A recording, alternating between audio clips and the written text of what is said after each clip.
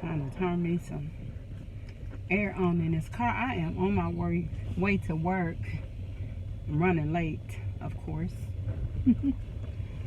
But it is Monday. Happy Monday, guys.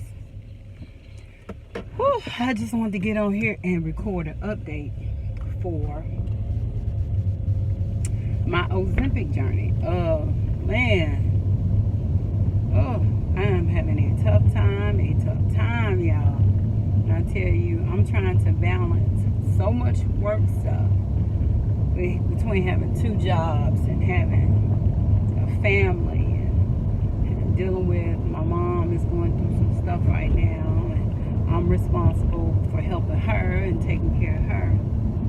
But man, I am having a time. But God is good, and I ain't gonna fret about it, because what? The devil is lying. Anyway, y'all, I just thought I'd use this opportunity to record my update for my Ozempic journey. It's been about probably 3 weeks since the last time I talked to y'all and gave y'all the starting video, what I call the starting video for my Ozempic journey. But anyway, things have been going good so far. Just to give y'all a little backstory, I have been on Ozempic for a little while because, of course, my A1C got elevated because I wasn't eating right, doing the usual, eating all out of order, not taking the time to, watch my food and doing what I was supposed to do, and, in terms of being as healthy as I could be. But life's just getting in the way of me doing right. And so my A1C became elevated, and I decided to speak with my doctor about getting on Ozempic or Wegovy. I started out on Wegovy and ended up trying to find a way to get this weight off. Basically, just find a way to get the weight off. But y'all, when I tell you, it's been a slow process, but it's taught me something in retrospect that is giving me more patience. I'm looking for a quick fix, or for it to be a quick journey on, me getting the weight back off that I put on. But it's not gonna be a quick fix. The weight has been coming off steady. I'm on the 1.0 milligrams, and it's time for me to renew my prescription. And my doctor is thinking of increasing the dosage. Thinks that I've been on the 1 milligram for 2 months now, and he thinks that it would be a good idea for me to increase my dosage and go ahead and go up to the 2.0. But with that being said, I received a letter from my insurance company. It went out company-wide for the people at my job. It went out company-wide because, for the reasons that are obvious to those of you who are on Ozempic or are in this Ozempic Wegovy Manjaro world, there's been a shortage of Wegovy, and I'm assuming from the letter there's a shortage of Ozempic. And I can probably vouch for that, because every time I've had to refill a prescription, I've had to actually order my refill. I don't know where this person is going in this car, but they ain't going to work. So I'm gonna get away from behind now.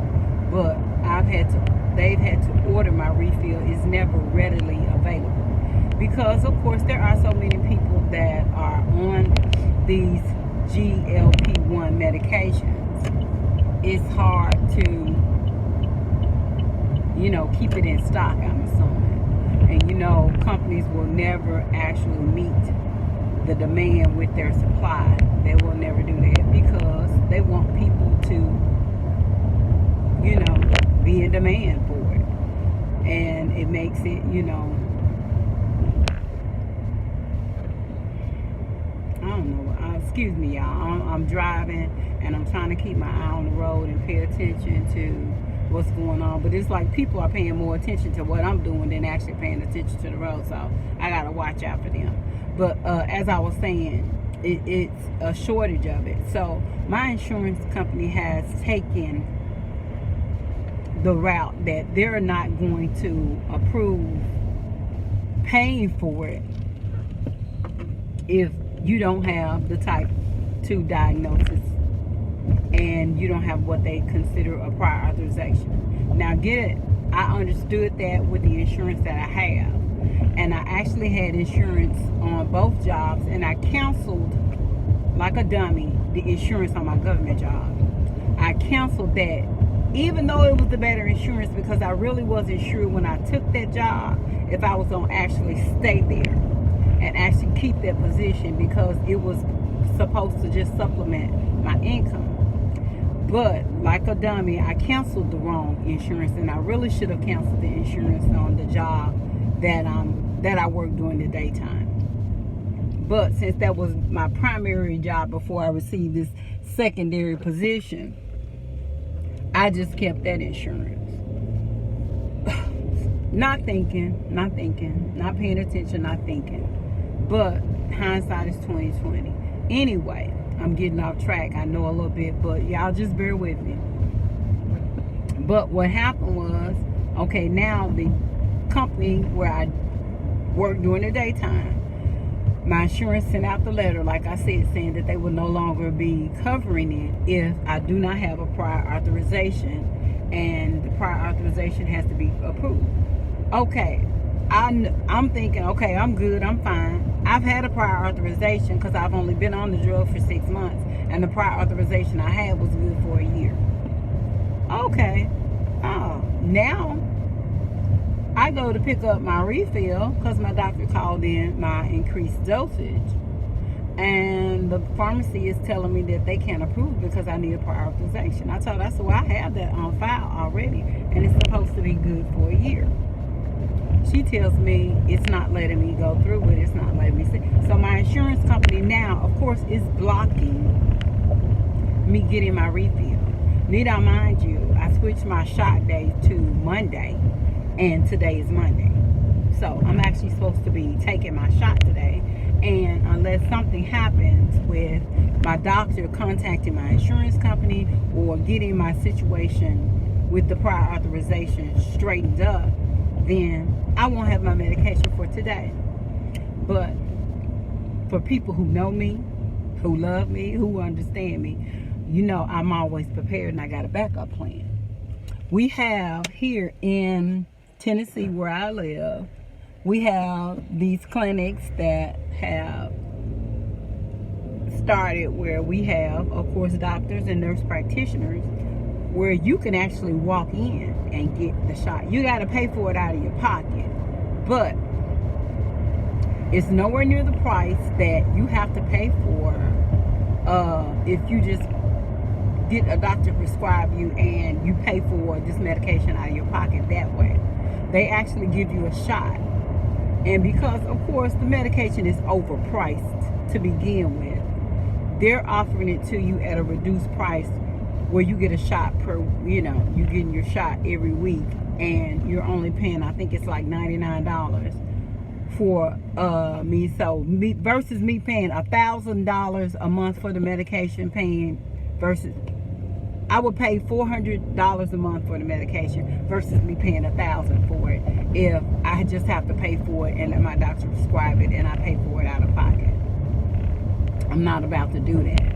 It's not that serious. I've already taken it up on myself and gotten up and started exercising again, and that feels great. It really feels good to get, back in the habit of exercising on a daily basis.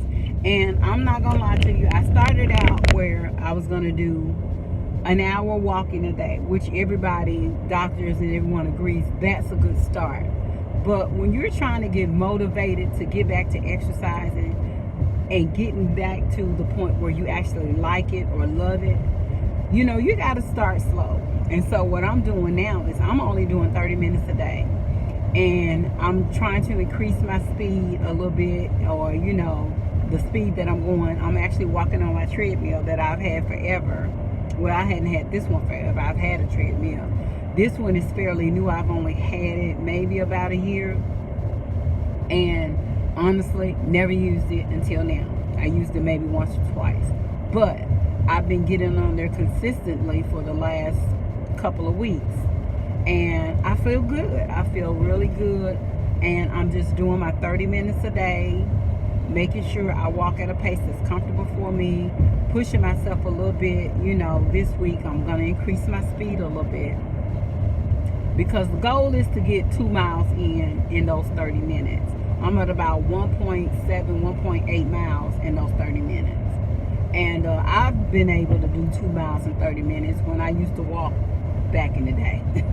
But now, of course, I have to, take a little, more meeker or milder approach, because I've gotten a little bit older. These legs don't want to cooperate like they used to. And just not to mention, I haven't been in exercise mode in years. So what I'm going to do now is, like I said, just do my 30 minutes of exercise a day. And if things don't come through with this prior authorization today or this week, then I'll just go ahead and I'll make me an appointment, or either I'll go, because they take walk-ins as well. I'll just start going to this clinic here in Tennessee where they actually give you the shot. They offer Mounjaro, Wegovy, and Ozempic, and they also offer the semaglutide injections, which is like a compounded, the compound semaglutide injections, which is like a mixture of these drugs with the B12 included. So, with that being said, like I said, that's going to be my route that I take, and make sure that I keep it going if I feel like I need to. If I don't, then what I'm going to do is just continue with my exercise. I'm going to modify my diet, because I've lost weight on my own before without this. My goal was to get my A1C down, because I didn't want my liver affected, my pancreas. I needed to get off of the sugars, and the Ozempic essentially is helping with me with my sugar addiction, because that's what it is. When you feel like you got to eat sweets or have sweets all the time, and it took that was the food noise that it took out of my head. But I've been doing a lot of introspective thinking, journaling, praying, of course, and just trying to get my mind right and get myself together to be able to do this on my own, because I don't want to actually have to pay for and be on this medication for God knows how long, or whoever. I want to be able to gather and get some control over my life, where I'm able to do what I need to do without the assistance of this medication or any other type of programs. I do want to share in another video with you guys, I'm actually getting my medication now through a company called Sequence, and some of you may have heard about them, some of you may have not. But they're a company, like I said, where you actually meet with a doctor, and you have a nurse practitioner, as long as with a patient care advocate, that actually walk you through the process and make sure you get everything done that you need to get done. So but they are partnering with Weight Watchers, and they're actually doing like a trial or a study, because they've combined with this company called Sequence, and they're offering like a little trial study where, of course, they give you like a little nominal fee. It's a 4-week program, and I think it's just to gather information from people who are actually taking the medication and who are actually a part of this program, Sequence, and they're actually combining it with Weight Watchers program to kind of see what the results will be or how things will turn out. So anyway, like I said, I'll be giving you guys a video on that sometime soon to let you know how that's going. But my goal is, like I said, just to kind of give you guys an update. I have lost about, from start to finish, I started I started on the Ozempic in March or April, I think I want to say April. I started on it in April. Now I've done what, 0.5 to 2.5. So I've been on it about 4 months. I've been on it for about 4 months now. This is going to be my 5th month on it. And just in those 5 months, I've only lost about 25 pounds, I want to say.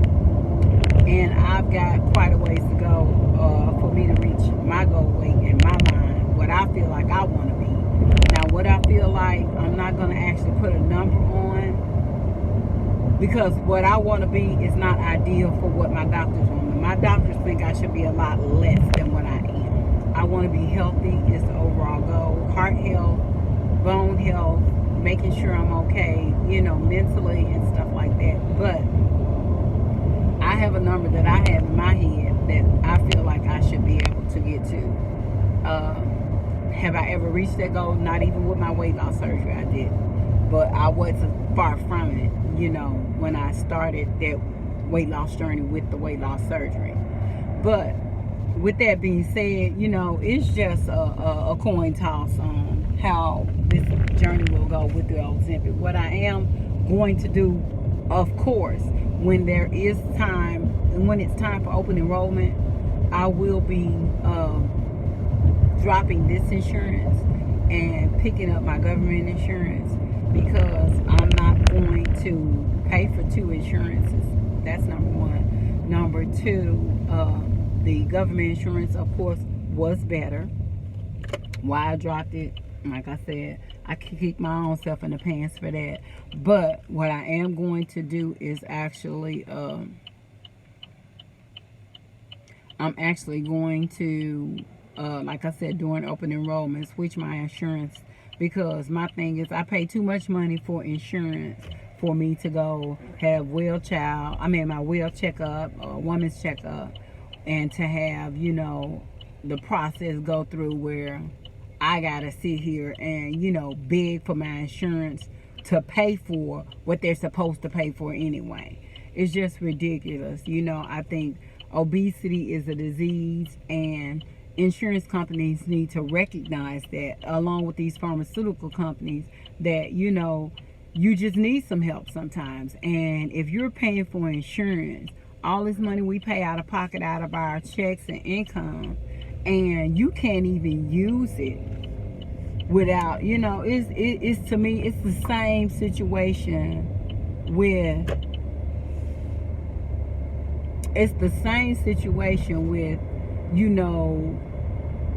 everybody know what your retirement plan and your retirement program is and stuff like that. I just think all of this stuff is a big, oh my God, it's just a big farce and a big scam. I think it's ridiculous to have to ask somebody for the money that you put in, to pay for this insurance and these programs, and then you got to ask for permission to get your money out of it. I think it's just ridiculous. And I know it's a reason for it, and there's a reason behind it, but it's just the point that even if you're in a situation, I'm trying to see what this food is doing. Excuse me, y'all. I like recording videos when I'm driving, but I hate it at the same time, because it's like people will cause you to have an accident. When you're paying attention to the road, they looking at you trying to see what you're doing. No, who in this day and age don't know that people vlog, record, talk on the phone, do whatever, you know what I'm saying, while they driving. I'm not, in a position or in a place where I'm sitting here worried about none of that. I'm actually, like I said, anyway, get back to what I was talking about. I'm going to actually, like I said, record another video for you guys to tell you about the program that I'm participating in. And I'll let you guys know how that goes, or what the deal is with that. But I'm getting ready to walk in this building because I am pulling into my job as we speak. I'm running late as we speak. I'm not late to clock in, but I'm normally early and earlier than everyone else. And today, I'm just not feeling it. So, anyway, I'll get back with you guys, talk to you guys, and I'll pick this video up at another time. And because I know I didn't give a whole lot of information like I wanted to, but I did give you guys some information, and hopefully I'll keep you guys updated on how it goes with the prior authorization situation today, and I'll be able to get back with you guys in, you know, just a little bit. But anyway, let me get in this building.